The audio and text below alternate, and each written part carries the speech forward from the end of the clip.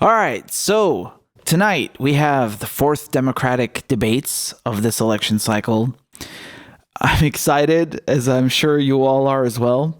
Oh boy, this is going to be a tough one. I just want to say thank you to all the new Patreon supporters. I appreciate you so much. Shout out to Chrissy, to Bird Songs, and to David. Thank you so much for supporting progressive outlets and progressive news. You know, there's not a lot of us, so we need all the support we can get. Thank you so much. Yeah, so, man, tonight is going to be a goddamn mess. I mean, I already did a video about this. When the DNC announced that there's going to be 12 people on stage, man, I saw that headline. I was like, what? Really? You already botched it by putting 10 candidates on the stage once. Now you're going to put 12 at once? What is wrong with you? Like I said before, man, don't tell me that the DNC doesn't have the power or the money or the resources to split this into two nights. They could have easily. They've already done it. It would have been so much more productive, so much more coherent, so much more constructive to have two nights, 6 candidates each night. Wouldn't this have been better? You know, giving each politician a chance to actually speak. What is this, man? This is going to be a bloody mess, and it's just going to be a soundbite frenzy, you know? They're just going to try to get sound bites out of each candidate, and the candidates know this. They're going to be going at each other's throats, knowing full well that they're being watched by the entire country, by the whole world, and they only got 5 seconds to respond. So they're, instead of focusing on policy and actually, you know, broadcasting what they represent, they're just going to be focusing on how to like bite the other candidate, and that's it. Well done. You know, they turn political discourse and stuff that people's lives depend on into a football match. Honestly, there's a small part of me that thinks they do this on purpose to screw Bernie. Again, I wouldn't put it past them. Like we've seen in WikiLeaks 2016, CNN, the DNC, they conspired. So this is not an issue of conspiracy theory. No, this is a conspiracy. Fact. They have conspired in the past to demote Bernie Sanders, to undermine his candidacy, to make him lose because they know that his platform is powerful. So they have done this. This is a fact. And I would not put it past them to pull things like this every step of the way, just little tricks here and there, whatever they can do to dilute his powerful message. Because they know that if people actually get a chance to hear Bernie Sanders out, they're not going to vote for the establishment candidate. All right? And so by putting 12 people on one stage, they accomplish that. It accomplishes the goal of Bernie Sanders not being heard out coherently and his message not getting out to as many people as it can. It's true or not. And you have candidates here that, I mean, I don't even know what they're doing there. Like Tom Steyer. I mean, this guy literally bought his way onto the debate stage, right? Because you have a donor threshold and you can meet that donor threshold by selling merch. And so this guy was selling merch, but not saying that, oh, Tom Steyer 2020 on the merch. No. He was selling merch under the guise that all your money is going to go towards a campaign to impeach Donald Trump. And so a lot of people were like, hell yeah, I want to impeach Trump. Here, I'm going to buy some merch. I'm going to give you some donations. But they didn't know that they were actually donating to his campaign. And so he bought his way onto the debate stage. You know, a billionaire being a billionaire. And he was running ads and pouring a ton of his own money into this. And, you know, and it's quite funny. He did an interview not long ago saying that he's anti-establishment. He's more anti-establishment than Bernie and Warren. Yeah, sure, man. Sure. I mean, look, he said it on the news. So I wouldn't put it past him to try and pull that again tonight, you know, like to attack Bernie and Warren. You know, and I'm sure he's going to pull a Delaney. He's going to pull a John Delaney and start trying to attack them as being too left when they're in fact centrists by anyone's standards, and start attacking Medicare for all and their whole platform. Yeah, I wouldn't put it past them. That's billionaire behavior, right? We saw that with John Delaney. It's like, even if he gets booed, they don't care because it's ingrained in his DNA that he thinks he's right and everyone is a sucker, you know? So yeah. I don't know what this guy is doing there, let alone half the other candidates. I mean, I'm waiting for Amy Klobuchar to drop out. Like, what is she going to bring to this debate stage tonight? I'm glad, though. I'm very glad that Tulsi decided to come, you know? I understand why she abandoned her position at the DNC during the last election. You know, she was standing up for Bernie Sanders. We always got to give her credit for that and respect her for that. You know, she stepped down from the DNC. I can't remember what her position was, vice chair or chair. I can't remember. She had chair is Tom Perez. So she had, I think, vice chair position. She stepped down in 2016 to support Bernie. We always got to respect her for that. You know, make no mistake, because it's hard to do that and to take a stand against the establishment. And she did that for Bernie. So never forget that. And again, this time she wanted to boycott this debate tonight to send a message that I'm not going to participate in the DNC's corruption as usual. And I think her message was well heard. You know, of course, the establishment media, the mainstream media, they made fun of her like, oh, she's a conspiracy theorist. We're corrupt? Us? The people in the WikiLeaks emails in 2016? We're not corrupt. Tulsi is off her rocker. Yeah, sure.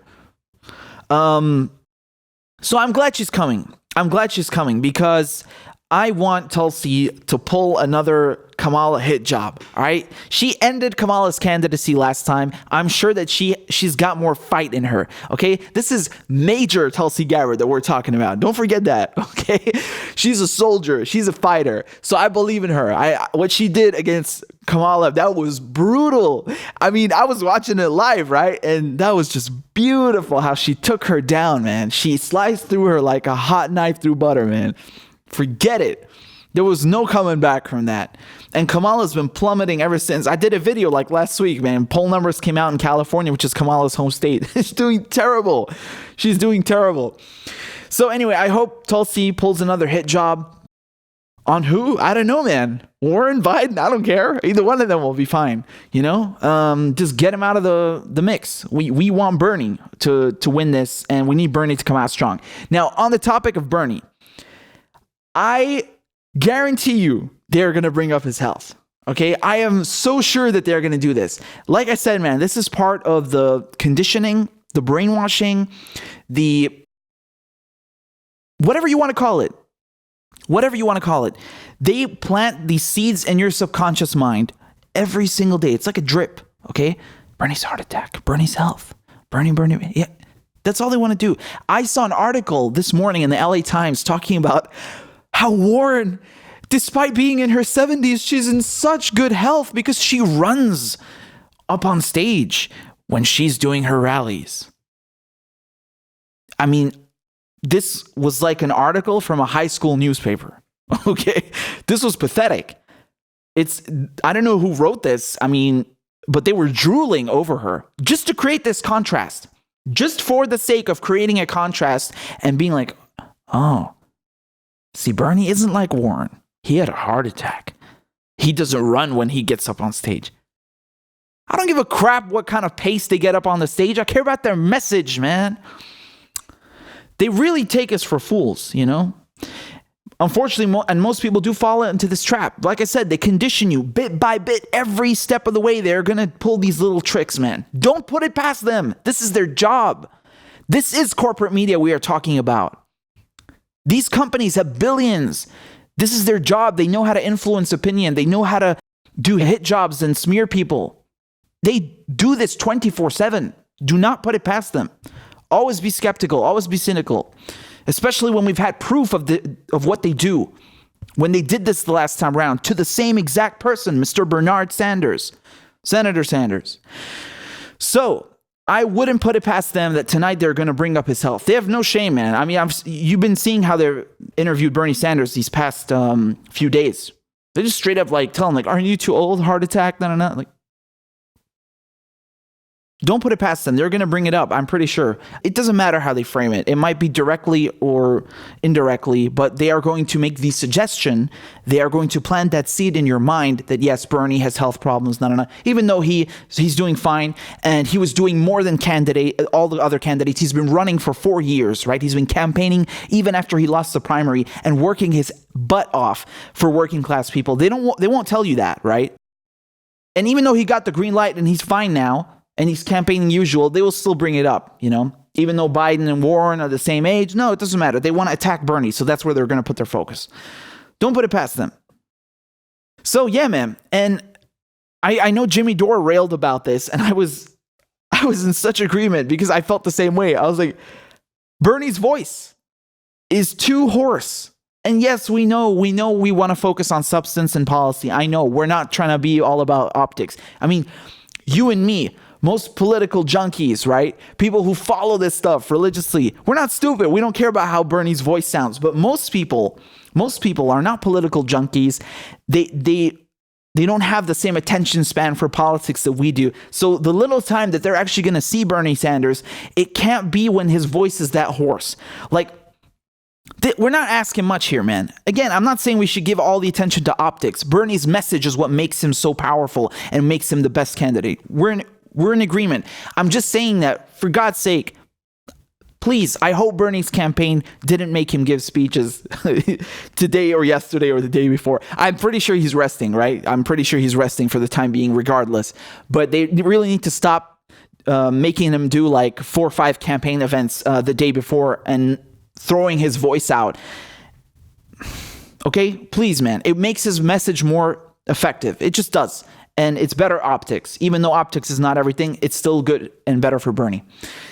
I mean, half these candidates are utter garbage. They shouldn't even be here. I mean, O'Rourke and Buttigieg. I mean, these are like the low, not even mid-tier candidates, right? I mean, yes, Buttigieg is raking in tons of money from his, nice billionaire friends. He's doing much better than O'Rourke, I would say. But still, I mean, these two idiots have been exchanging blows the last 2 weeks, and I really hope that they knock each other out and degrade one another's support tonight, because they need to go. And, Castro, you remember what Castro did to Biden last time? I really hope he pulls another one like that. All right, I really hope he hits Biden again. All right, because I feel like Castro knows that like he has nothing really to lose. He's probably going to drop out soon. So, man, come on. Take one for the team, man. Hit Biden again. Hit Warren, take him out, man. Do us a solid. Do us a solid, man. Come on. That was beautiful last time. That was brutal, right? That was really good, man. My predictions for tonight, I think that Bernie will do well. I feel that I sense some magic. I hope so, at least. I really hope so. But I sense that Bernie is going to have a moment where he's going to kill it. All right? There's going to be a moment right there where Bernie is going to smash it. I have a feeling. And I feel that Warren will also do quite well, but it's going to be a setup. Okay, so Warren was at an LGBT forum this past week, and she was asked by someone something about, what is your opinion about marriage, and should it only be between a man and a woman, right? And then she gave an amazing answer, and it went viral. And it turns out the person who asked her that question was a maxed out donor. Okay, so this guy has donated to her the full $2,800 that you're allowed to donate, and he's a supporter of hers, and they didn't disclose that. And most likely the question and the response were both scripted to give you this amazing sound bite and make it go viral and paint her in a good light. Yes, campaigns do that. This is politics. They care about optics. So don't put it past them, especially when we know that this guy is a maxed out donor. It's not it's a fact. And they didn't disclose that. And I wouldn't put it past them tonight. I wouldn't put it past the moderators to, set up a really nice question for Warren, something to paint her in a great light and make her look all special and, dazzling. Because as we know, she's the darling of the media right now. So they have a hard-on for Elizabeth Warren. So yeah, she might have a dazzling moment, and it might be scripted. We'll see. Biden, dude, I don't know. Maybe Biden is going to have another racist outburst, and then finally he'll drop out. I mean, this blatant racism coming out of his mouth, and he's still a front runner. I mean, what is going on here? Corruption. That's what's going on. Okay, they're trying to shove this establishment hack down our throats, And man, this guy. I mean, if he gets the nomination, it's over, man. Why is he even bothering? This whole scandal, this Ukraine crap, and his son dropped an interview this morning about Hunter Biden. He dropped an interview this morning about, the whole scandal and why he was getting paid the $50K to sit on the board. And I don't know, I find the timing a bit weird. A bit convenient, maybe. Who knows? So anyway, man, I think Bernie's going to do well. I think Warren is going to do well. I really hope Tulsi and Castro hit Warren and Biden hard. I really, really want a Tulsi moment. I want another hit job from Tulsi. I'm really, really hoping that she does something, man, because like she's had enough of their bull crap. Like she was ready to not even come tonight, right? So she knows that the odds are stacked against her and Bernie Sanders and other progressives. So, you know, hopefully she sucker punches Warren or Biden and, you know, takes down their candidacy, because Warren is a fake progressive and Biden is an establishment hack, and we've had enough. And we need Bernie Sanders to have his lane given back to him, right? And I really hope Bernie does well. Bernie also, he needs to go all out tonight. It's not a question of like, we all know that Bernie has a great platform. Most people are stupid and they need good optics. So I hope Bernie does well tonight. He really needs to give it his best. And I hope his voice is well rested. I'm sure that he's well rested, but he really needs to be 120%. He needs to mark himself from the crowd and stand out. So best of luck, Bernie. You know, we're all rooting for you. And yeah, I'm excited. And by the way, make sure you guys follow me on Twitter at Papi Chuloman. I'm going to be live tweeting during the debates. It's going to be dope. So make sure you follow me there. And I can't wait to see what happens.